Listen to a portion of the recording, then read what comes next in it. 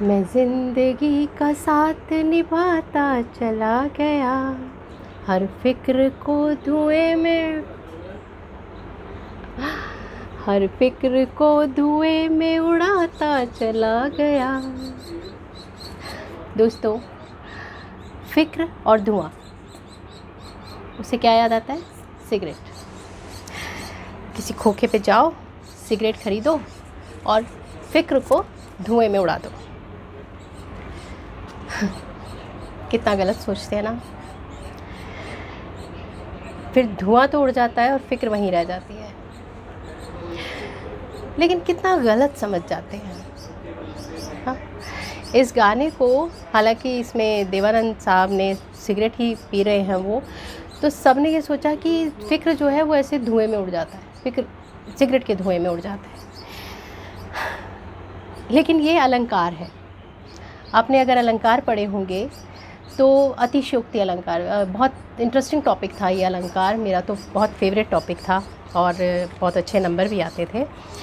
अलंकार क्या था कि आप कोई बात कह रहे हैं तो उसके अंदर कुछ चीज़ों को ऐड कर दिया जाता है। जैसे अतिशयोक्ति अलंकार, आपके आसपास बहुत सारे करेक्टर ऐसे दिख जाएंगे, आपके दोस्त नज़र आ जाएंगे ऐसे बहुत सारे इस तरह के, कि जो बात को बढ़ा चढ़ा कर बोलते हैं। बात होगी छोटी सी, लेकिन उनका बताने का अंदाज़ ऐसा होगा कि वो इतना बढ़ा चढ़ा कर बोलेंगे, और फिर जब आप वहाँ पर पहुँच जाओगे उस घटना को देखने के लिए, तो मन करेगा इस बंदे को झंझोड़ दो कि भाई इतना तो था भी नहीं जितना तूने बता दिया हमें। तो वो अतिशयोक्ति अलंकार। ऐसे ही है, चंदू के चाचा ने चंदू की चाची को चांदनी चौक में चांदी की चम्मच से चटनी चटाई, अनुप्रास अलंकार। उपमा अलंकार, जब हम किसी उसके अंदर किसी चीज़ की उपमा देते हैं, जैसे कमल नयन, कमल चरण और मृग नयन। जैसे मृग कहते हैं हिरण को, हिरण की आंखें बहुत खूबसूरत होती हैं, उनकी शेप बहुत सुंदर होती है, तो जिनकी आंखें सुंदर होती है उनको वो उपमा दे दी जाती है। तो ये जो धुआं है, मैं फिक्र को धुएं में उड़ाता चला गया, तो ये धुआं उपमा है। मतलब जैसे धुआं एकदम उड़ जाता है और गायब हो जाता है, उसी तरह से अपने फिक्र को भी आप धुएं की तरह से उड़ा दो। ना कि सिगरेट ले लो और बैठ के सुट्टे मारो कहीं पर। लेकिन हम समझ वो जाते हैं, तो थोड़ा ठीक से समझें। और दूसरा, वीडियो मेरी पूरी देख लिया करें। हम इतने भागे जा रहे हैं, हम वीडियो को भी भगा भगा के देख लेते हैं। तो भाई ऐसा मत करो, मेहनत लगती है।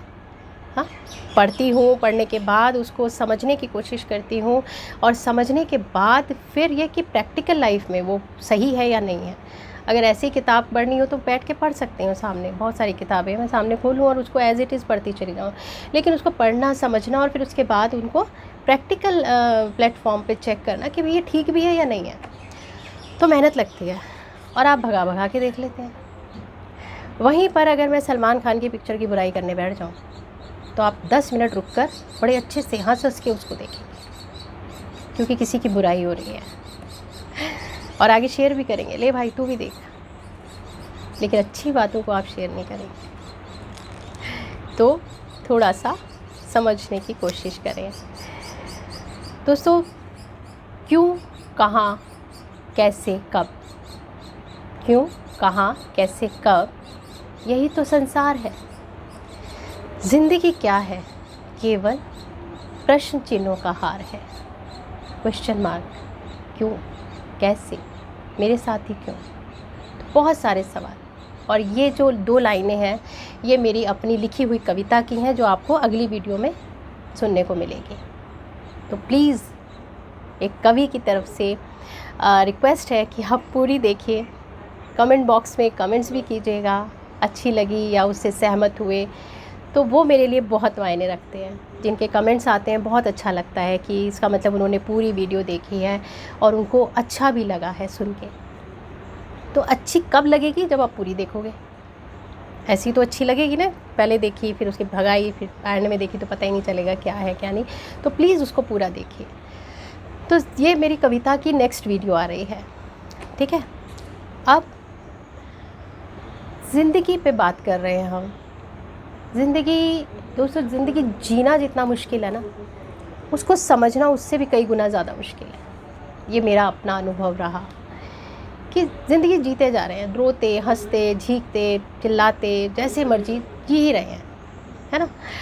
लेकिन उसको जिस दिन समझने बैठ जाते हैं कि है क्या ज़िंदगी, क्यों आए हम, क्या जन्म इसीलिए हुआ है कि बस पैदा हुए, स्कूल गए, स्कूल से फिर अपना मार वार खा ली, टीचरों से भी मार खाते खाते खाते बड़े हो गए, उसके बाद नौकरी के लिए धक्के खा लिए, फिर नौकरी में लगे हुए हैं, फिर शादी हो जाती है, फिर बच्चे हो जाते हैं, फिर ऐसे ही चले भी जाते हैं। मतलब क्या है ज़िंदगी, मतलब जिस दिन समझने बैठे हैं ना तो दिमाग का दही हो गया। और दूसरी चीज़ क्या है कि फिर या तो कवि बन जाओगे, मेरी तरह कविता लिखने लगोगे, और या फिर वो धुएं में उड़ाने की कोशिश करोगे।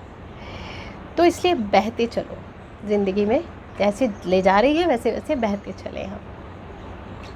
उसमें एक बड़ा अच्छा शेर है किसी शायर का कि हद से ज़्यादा भी किसी को प्यार मत करना, हद से ज़्यादा भी किसी को प्यार मत करना, दिल हर किसी पर यूं ही निसार मत करना, कब कहाँ कैसे रुक जाए, कब कहाँ कैसे रुक जाए, इन सांसों का इतना भी एतबार मत करना। तो सांसें हैं, ज़िंदगी है, ज़िंदगी जब तक है तब तक आप उसको, या तो दो तरीके हैं, या तो हंस के गुजार लें या उसको रो के गुजार लें, है ना, वो आपके ऊपर है। तो कभी तो आप देखेंगे कि लाइफ इतनी स्मूथ चल रही है, हंसी खुशी से ज़िंदगी गुजर रही है, और कभी एकदम ऐसी पलटी मारती है कि इंसान को चारों खाने चित, उसको समझना, उसको संभलना इंसान के लिए, वो ज़िंदगी उस घटना को समझना और उससे संभलना उसके लिए बहुत मुश्किल हो जाता है। जो कि आज की डेट में ये जो 2 साल गुज़रे हैं 2020 और 21, इसमें बहुत लोगों की ज़िंदगी में उथल पुथल ऐसी हुई है कि जिसको शायद उनको समझने में ही सालों साल लग जाएंगे। आप सोचें, एक घर में 4 मेंबर और 3 एक झटके में चले गए, और अकेला इंसान घर में है, वो कैसे उसकी मानसिक हालत होगी, कैसे उसका अपने आप को वो संभाल पाएगा। वो अकेला रह के सारे दिन सारा रात वो घर में दिमाग में वही बातें चलेंगी, वो लोग नज़र आएंगे। तो ज़िंदगी ने कैसे एक मोड़ काट दिया वहाँ पर, जैसे कहते हैं ना कि एकदम से कट मारना। तो अब हम क्या करते हैं, हम अपने दुखों से दुखी हो जाते हैं। छोटा सा दुख है अभी तो उससे ही दुखी हो गए। अगर हम आजकल मैं बच्चों को देखती हूँ कि वो अगर बाहर नहीं जा पा रहे हैं तो वो उसी बात से दुखी हैं। लेकिन आप दूसरों का दुख देखें तो लगेगा, भगवान का शुक्रिया अदा करने का मन करेगा कि शुक्र है कि आप उनसे, उन चीज़ों से महफूज हैं, संभले हुए हैं। उनके दुख से दुखी होना भी ज़रूरी है। जैसे एक गाना है ना, किसी की मुस्कुराहटों पे हो निसार, किसी का दर्द मिल सके तो ले उधार, किसी के वास्ते हो तेरे दिल में प्यार, जीना इसी का नाम है। तो दोस्तों, दूसरों के दुख से दुखी होना एक इंसानियत की पहचान है कि हम भी इंसान हैं। अगर आप दूसरे के दुख से दुखी नहीं है ना, तो इसका मतलब आप इंसानियत के उस लेवल पे पहुँचे नहीं हैं। आपको उसके दुख से भी रूबरू हो, उसका दुख हम दूर नहीं कर सकते तो बांट तो सकते हैं। तो वो चीज़ें बहुत ज़रूरी हैं। लेकिन हम अपने अपने में जी रहे हैं, उसको थोड़ा सा हम समझने की कोशिश करें। आज का टिप क्या है? आज का टिप है कि हम धन्यवाद का भाव, शुक्रिया, सुबह से उठते ही माँ प्रकृति का धन्यवाद, भगवान का धन्यवाद, उस ईश्वरीय शक्ति का धन्यवाद कि हमें एक दिन और मिल गया, है ना, हमें एक दिन और मिला ज़िंदगी का, जिसको हम जिए, और अपने लिए भी और दूसरों के लिए भी। उनके लिए दुआएं करें, उनके लिए प्रार्थना करें, जो कर सकते हैं वो ज़रूर करें। और क्या करना है? गाना गाएं, अच्छे अच्छे गाने गाएं, ताकि तनाव जो आपका तनाव है, जो आपका फ़िक्र है, उसको धुएं में, इस वाले धुएं में उड़ाने की ज़रूरत ना महसूस हो। और क्या करना है? ध्यान। ध्यान क्या करना है कि ध्यान के लिए आप कहीं भी बैठ जाएं, आँखों को बंद कर लें और आँखें बंद करके सिर्फ देखना है। देखना क्या? अब आँखें बंद करके कैसे देखना है? आँखें बंद करके देखना है अपने अंतर मन की आँखों से। अपने मन को हम आँखें बंद कर लेते हैं और हम सोच हमारी जो चल रही होती है वो हमारी अंतर मन जो है वो देख रहा है उस सब चीज़ों को। तो अंतर मन की आँखों से हमें देखना है कि क्या विचार आ रहे हैं, कितनी स्पीड से आ रहे हैं। एक साक्षी बन जाए, बस आप एक दर्शक हैं जिसके सामने एक पिक्चर चल रही है और वो चलता जा रहा है, चलता जा रहा है। ना उन विचारों को रोकने की कोशिश करें, ना कहीं पर्टिकुलर किसी चीज़ पे ध्यान लगाने की कोशिश करें कि हम आईब्रो के सेंटर में ध्यान लगाएं या किसी चीज़ पर ध्यान लगाएं या सांसों पे ध्यान लगाएं। वो भी आएगा, वो भी ध्यान का एक स्टेप आता है। लेकिन अभी पहले फ़िलहाल सिर्फ बैठकर चुपचाप आंखें बंद करके 5 मिनट से स्टार्ट करें। 5 मिनट सिर्फ ये देखें कि क्या चल रहा है, क्या हो रहा है। हाँ, और उसके बाद धीरे धीरे धीरे धीरे इस टाइम को बढ़ाते चले जाएं। और फिर से प्रार्थना भाव, इस प्रार्थना भाव पे भी एक वीडियो आएगी और स्ट्रेस मैनेजमेंट पर भी एक वीडियो आएगी। अब स्ट्रेस मैनेजमेंट को मैं किताबी तरीके से जब आपको बताऊंगी तो वो एक अलग तरीका होगा कि हमने किताब में पढ़ा है कि ये कारण होते हैं, इनसे ये आपके ऊपर लक्षण आ जाते हैं और इनसे ये प्रॉब्लम्स होती हैं और ऐसे ये मैं आपको ज़रूर इसके ऊपर भी वीडियो आएगी।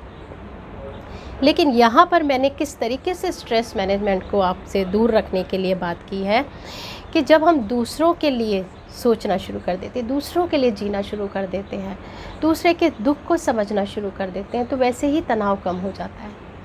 जब हम अपना मेरा ये सोचते रहते हैं तो हम तनावग्रस्त होते ही हैं।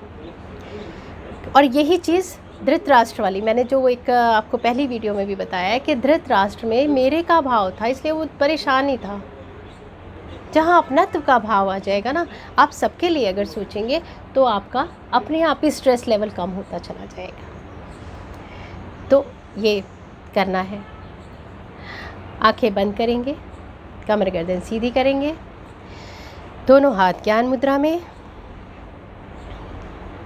पूरा ध्यान शरीर पर, और उसके बाद पूरा ध्यान श्वास पर। लंबी गहरी श्वास, 3 बार ओम का उच्चारण।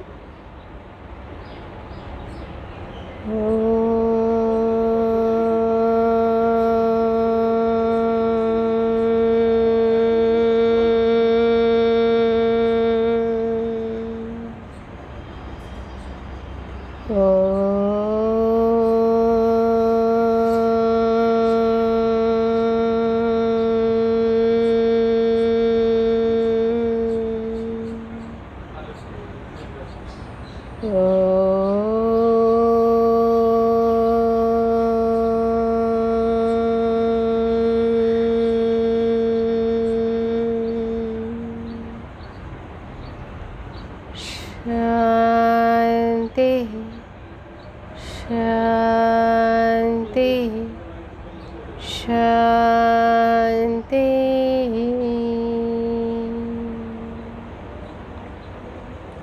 दोनों हाथ जोड़कर अपने माता पिता, अपने गुरु, अपने ईष्ट और पूरी प्रकृति को धन्यवाद।